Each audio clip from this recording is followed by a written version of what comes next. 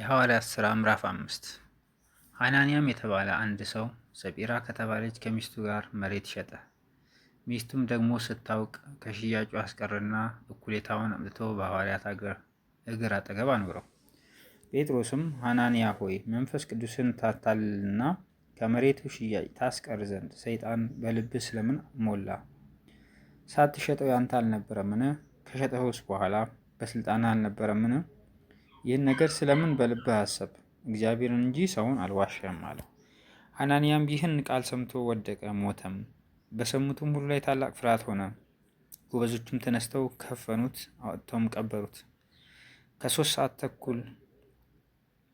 ሰዓት ያህል በኋላ ሚስቱ የሆነውን ሳታውቅ ገባች። ጴጥሮስም መልሶ እስቲ ንገሪኝ፣ መሬታችሁን ይህን ለሚያህል ሸጣችሁን? አላት። እርሷም አዎን፣ ይህን ለሚያህል ነው አለች።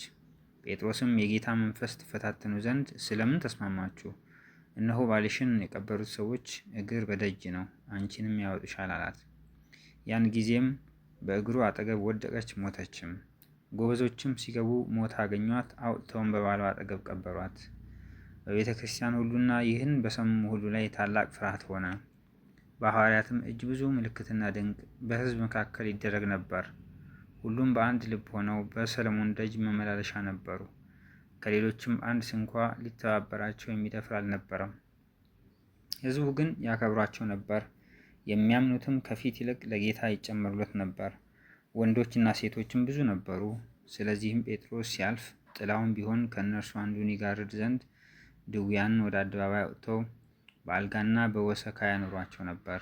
ደግሞም በኢየሩሳሌም ዙሪያ ካለችው ከተማ ድውያንና በርኩሳን መናፍስት የተሰቃዩትን እያመጡ ብዙ ሰዎች ይሰበስቡ ነበር።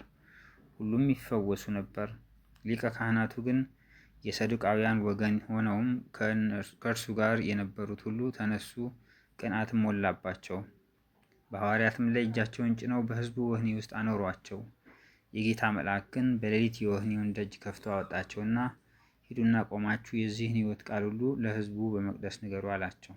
በሰሙም ጊዜ ማልደው ወደ መቅደስ ገብተው አስተማሩ። ግን ሊቀ ካህናቱና ከእርሱ ጋር የነበሩት መጥተው ሸንጎውንና የእስራኤል ልጆች ሽማግሌዎች ሁሉ በአንድነት ጠሩ፣ ያመጧቸውም ዘንድ ወደ ወህኒ ላኩ።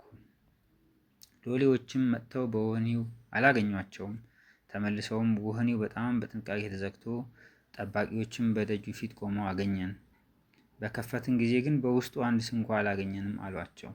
የመቅደስ አዛዥና የካህናት አለቆችም ይህን ነገር በሰሙ ጊዜ እንጃ ይህ ምን ይሆን እያሉ ስለ እነርሱ አመነቱ። አንድ ሰውም መጥቶ እነሆ በወህኒ ያኖራችኋቸው ሰዎች እየቆሙ ሕዝቡንም እያስተማሩ በመቅደስ ናቸው ብሎ አወራላቸው። በዚያን ጊዜ አዛዡ ከሌሎች ጋር ሄዶ አመጣቸው።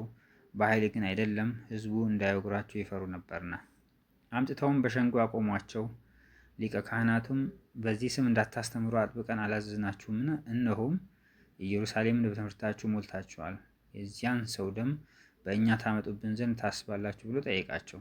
ጴጥሮስና ሐዋርያትም መልሰው አሉ፣ ከሰው ይልቅ ለእግዚአብሔር ልንታዘዝ ይገባል። እናንተ በእንጨት ላይ ሰቅላችሁ የገደላችሁትን ኢየሱስን የአባቶቻችን አምላክ አስነሳው። ይህን እግዚአብሔር ለእስራኤል ንስሐን የኃጢአትንም ስርየት ይሰጥ ዘንድ የራስም መድኃኒትም አድርጎ በቀኙ ከፍ ከፍ አደረገው። እኛም ለዚህ ነገር ምስክሮች ነን። ደግሞም እግዚአብሔር ለሚታዘዙት የሰጠው መንፈስ ቅዱስ ምስክር ነው። እነርሱም ሲሰሙ በጣም ተቆጡ፣ ሊገድሏቸውም አሰቡ። ነገር ግን በሕዝብ ዘንድ ሁሉ የከበረ የሕግ መምህር ገማልያል የሚሉት አንድ ፈሪሳዊ በሸንጎ ተነስቶ ሐዋርያትን ጥቂት ፈቀቅ እንዲያደርጓቸው አዘዘ። እንዲህም አላቸው፣ የእስራኤል ሰዎች ሆይ ስለ እነዚህ ሰዎች ምን እንደምታደርጉ ለራሳችሁ ተጠንቀቁ። ከዚህ ወራት አስቀድሞ ቴዎዳስ እኔ ታላቅ ነኝ ብሎ ተነስቶ ነበርና 400 የሚያህሉ ሰዎችም ከእርሱ ጋር ተባበሩ። እርሱም ጠፋ፣ የሰሙትም ሁሉ ተበተኑ፣ እንደምናምንም ሆኑ። ከዚህ በኋላ ሰዎች በተጻፉበት ዘመን የገሊላው ይሁዳ ተነሳ፣ ብዙ ሰዎችንም አሸፍቶ አስከተለ። እርሱም ጠፋ፣ የሰሙትም ሁሉ ተበታተኑ። አሁንም እላችኋለሁ ከእነዚህ ሰዎች ተለዩ፣ ተዋቸውም።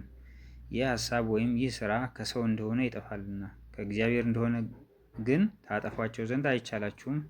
በእርግጥ ከእግዚአብሔር ጋር ስትጣሉ ምናልባት እንዳትገኙ። ሰሙትም። ሐዋርያትንም ወደ እነርሱ ጠርተው ገረፏቸው፣ በኢየሱስም እንዳይናገሩ አዘው ፈቷቸው። እነርሱም ስለ ስሙ ይናቁ ዘንድ የተገባቸው ሆነው ስለተቆጠሩ ከሸንጎ ፊት ደስ እያላቸው ወጡ። ዕለት ዕለትም በመቅደስና በቤታቸው ለኢየሱስ እርሱ ክርስቶስ እንደሆነ ማስተማርና መስበክን አይተውም ነበር።